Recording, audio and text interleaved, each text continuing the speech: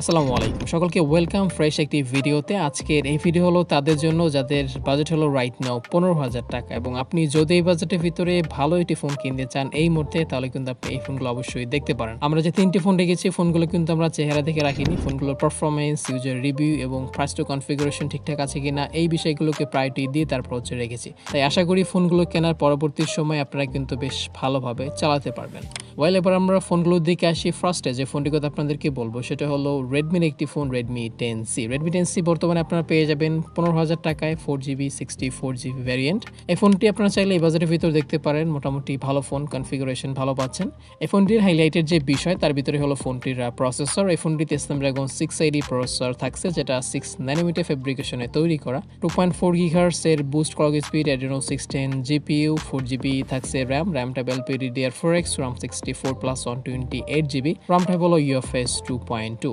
680 এই প্রসেসর দিয়ে regular plus basic যে কাজগুলো আছে সেগুলো আপনারা কিন্তু বেশ ভালো এবং স্মুথলি করতে পারবেন। আর তাই মডারেট ইউজারদের জন্য কিন্তু রেডমি 10C পারফেক্ট চয়েস। দেন এরপরে যদি আমরা ওয়েব সেকশনে আসি, এই ফোনটিতে আপনারা পেয়ে যাচ্ছেন out of the box Android 11 এবং এর ব্যাকএন্ডে ইউআই হিসেবে থাকছে MIUI 13। এরপর হলো এই ফোনের ডিসপ্লে। ফোনটি থাকছে 6.7 ইঞ্চের IPS LCD ডিসপ্লে, যেটা HD প্লাস রেজুলেশনের। ডিসপ্লে প্রোটেকশনে থাকছে কর্নিং গোরিলা গ্লাস 3 এবং এর স্ক্রিন টু রেশিও হচ্ছে 82.0%, 20:9 হচ্ছে অ্যাসপেক্ট রেশিও। পিক্সেল ডেনসিটি হলো 268। ডিসপ্লের কোয়ালিটি প্রাইস অনুযায়ী বিবেচনা করতে গেলে এটাকে অ্যাভারেজ লেভেলের বলা যায়। ডিসপ্লে সাইজ যেহেতু একটু বড়, তাই শার্পনেসের ঘাটতি কিছুটা আপনাদের চোখে পড়বে, তবে কালার অ্যাকুরেসি ঠিকঠাক ছিল। এরপর হলো ক্যামেরা। এই ফোনের রেয়ার থাকছে ডুয়াল ক্যামেরা 50+2 মেগাপিক্সেল এবং এর যে ফ্রন্ট ফেসিং ক্যামেরা সেটা হলো 5 মেগাপিক্সেলের f2.2 অ্যাপারচার। প্রাইমারি যে ক্যামেরা রেয়ারের সেটার ছবি কোয়ালিটি মোটামুটি ভালোই ছিল। আপনারা প্রপার লাইট কন্ডিশন এখান থেকে বেশ ভালো ছবি পাবেন, তবে লো লাইটে কিন্তু ক্যামেরাটি ভালো পরিমাণে স্ট্রাগল করে।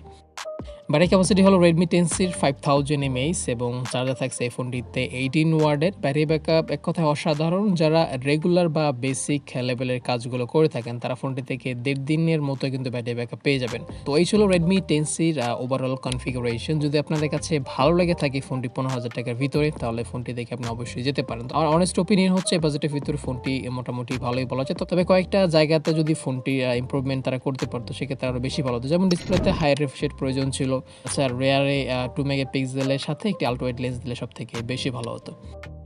পরবর্তী যে ফোনটা আপনাদেরকে আমি রিকমেন্ড করবো এই বাজেটের ভিতরে সেটা হলো মোটোরোলা একটি ফোন, মোটোরোলা মোটো G31।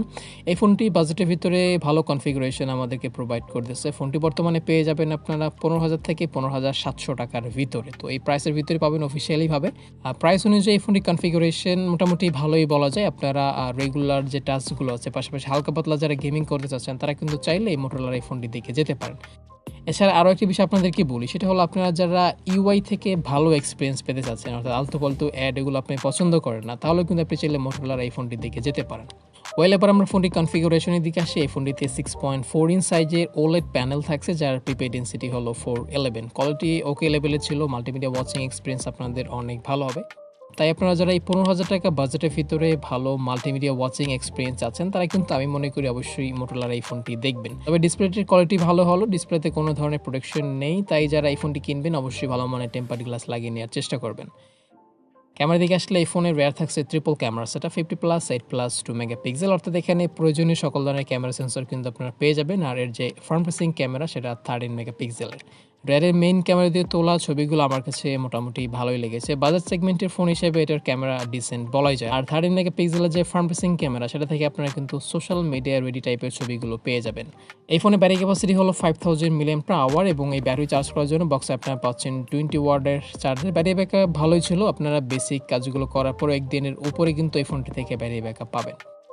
এবার আমরা আসি এই ফোনটির প্রসেসরের দিকে। এই ফোনটির পারফরমেন্স সেকশনে আপনারা পেয়ে যাচ্ছেন মিডিয়াটেক হেলিও G85, যেটা 12 ন্যানোমিটার ফেব্রিকেশনে তৈরি করা একটি পপুলার প্রসেসর। এটার পারফরমেন্স কিন্তু ভালো, পারফরমেন্স প্রুভেন প্রসেসরটাকে কিন্তু বলা যায়। এই ফোনটি দিয়ে আপনারা মডার যে কাজগুলো আছে সেগুলো ভালোভাবে করতে পারবেন। তাছাড়া যারা হালকা পাতলা গেমগুলো খেলতে যাচ্ছেন তারা কিন্তু G85 দিয়ে ভালোভাবে সেই গেমগুলো খেলতে পারবেন। আর র্যাম হিসাবে ফোনটিতে 4GB প্লাস 6GB র্যাম থাকছে, ROM থাকছে 128GB প্লাস 64GB। এই ফোনটির 464GB ভ্যারিয়েন্টে বর্তমানে আপনার 15,000 থেকে 15,700 টাকার ভিতরে কিন্তু পাবেন। ওয়েব সেকশনে ফোনটিতে অ্যান্ড্রয়েড 11 পেয়ে যাবেন আউট অফ দ্য বক্স, যার ব্যাকএন্ডে কোনো ধরনের ইউআই নাই। এর জন্য কিন্তু কোনো রকমের অ্যাড কিন্তু এই ফোনটিতে আপনারা পাবেন না। মোটোরোলার ফোনগুলো কিন্তু অনেকেই আসলে এই রকমের স্টক অ্যান্ড্রয়েডের জন্য পছন্দ করে থাকেন। তাই আমি মনে করি আপনাদেরও কিন্তু এই বিষয়টা অনেকের ভালো লাগবে। পরবর্তী যে ফোনটির কথা আপনাদেরকে বলবো সেটা হলো আমাদের আজকের লিস্টে নাম্বার 1 পজিশনে থাকা ফোন, আর সেটা হলো টেকনো স্পার্ক 10 প্রো। এই ফোনটিকে দেখলে কিন্তু অনেকটাই আইফোনের মতো মনে হয় এর ব্যাক প্যানেলটা, আর এই জন্য কিন্তু অনেকে এই ফোনটিকে গরিব আইফোন বলে থাকেন।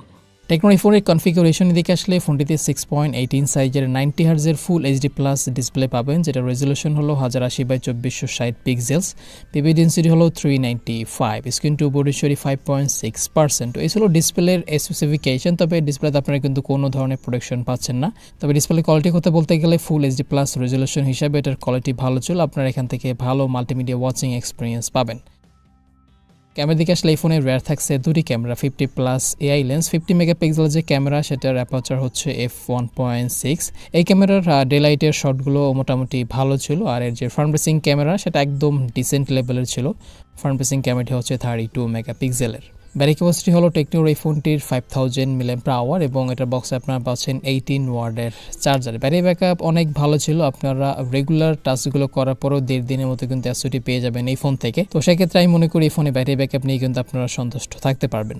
এরপরে আমরা এই ফোনের পারফরমেন্সের দিকে আসি, যেটা হলো এই ফোনটির অন্যতম গুরুত্বপূর্ণ বিষয়। ফোনটিতে প্রসেসর থাকছে মিরাটেক হেলিও G88 অক্টাকোর প্রসেসর, যেটা 12 ন্যানোমিটার ফেব্রিকেশনে তৈরি। 2.0 GHz এর বুস্ট ক্লক স্পিড, মালজি 52MC2 GPU, RAM 4GB plus 6GB, RAM টেবিল DDR4X, ROM থাকছে 128GB। ওয়েস সেকশনে অ্যান্ড্রয়েড 13 পেয়ে যাবেন, যার ব্যাকএন্ড থাকছে হাইওয়েস 12.6। তো এই ছিল ফোনটির মোটামুটি বিষয়। আর প্রাইস অনুযায়ী যদি আমরা এটা কনফিগারেশন বিবেচনা করি তাহলে এটাকে ভালো একটি ফোন বলা যায়। এই ফোনটির বর্তমান প্রাইস হলো 15,690 টাকা, 4GB প্লাস 128GB ভ্যারিয়েন্ট। তো এই প্রাইসের ভিতরে পেয়ে যাবেন ফোনটি আপনারা অফিসিয়ালি ভাবে, তাই আপনারা কিন্তু চাইলে এই বাজেটের ভিতরে অবশ্যই টেকনোর এই ফোনটি দেখতে পারেন। ভালো পারফরমেন্স পাবেন, তাছাড়া ভালো মাল্টিমিডিয়া ওয়াচিং এক্সপিরিয়েন্স, পাশাপাশি হচ্ছে ভালো ক্যামেরা পারফরমেন্স, বিশেষ করে ফ্রন্ট ফেসিং ক্যামেরাটি, এবং এই ফোনে ব্যাটারি ব্যাকআপ কিন্তু মোটামুটি ভালো। তো এই ছিল সকল ভালো বিষয়। আর মন্দ যে বিষয়গুলো বা এই ফোনের যে কনসগুলো তার ভিতরে হলো ফোন ডিসপ্লেতে কিন্তু কোনো ধরনের প্রোটেকশন নাই। দ্বিতীয় যে বিষয় সেটা হলো এই ফোনটির রেয়ারে কিন্তু আপনারা আল্ট্রা ওয়াইড লেন্স পাচ্ছেন না, তবে যেটা দেওয়া উচিত ছিল। তাই যদি আপনি এই দুটি বিষয়ে মেনে নিতে পারেন সেক্ষেত্রে কিন্তু টেকনোর এই ফোনটা আপনাদের জন্য বেস্ট হবে। তো এখানে অনেকের মাথায় হয়তো একটা কোশ্চেন আসতে পারে যে 15,000 টাকায় রিয়েলমির ফোনটি পাওয়া যাচ্ছে, রিয়েলমি নার্জো 50, সেটা আপনারা নেবেন কিনা। টেকনোর এই ফোনটি থেকে রিয়েলমি নার্জো 50 কিন্তু অনেক দিক থেকে বেটার, পারফরমেন্স বলেন, ডিসপ্লে কোয়ালিটি বলেন, তাছাড়া ফাস্ট চার্জিং সাপোর্টের কথা বলেন, সব দিক থেকে কিন্তু রিয়েলমির ফোনটি এগিয়ে আছে। তবে ফোনটির সমস্যা হলো একটা, সেটা হলো ফোনটি আনঅফিশিয়াল প্রাইস কিন্তু অনেক সময় ওঠানামা করে। বর্তমানে দেখলাম ওই ফোনটির প্রাইস হলো 16,000 টাকা। যদি রিয়েলমির ওই ফোনটি আনঅফিশিয়াল না কিনে আমি মনে করি টেকনোর এই ফোনটি অফিসিয়ালি ভাবে কেনা কিন্তু অনেকটাই ভালো হবে। তো এই ছিল আমাদের আজকে ভিডিও। কেমন লেগেছে ভিডিওটি সেটা অবশ্যই কিন্তু আপনি কমেন্ট সেকশনে জানাবেন। আর যদি চ্যানেলটি সাবস্ক্রাইব করে না থাকেন তাহলে সাবস্ক্রাইব করে রাখতে পারেন। ভালো থাকবেন সবাই, আল্লাহ হাফেজ।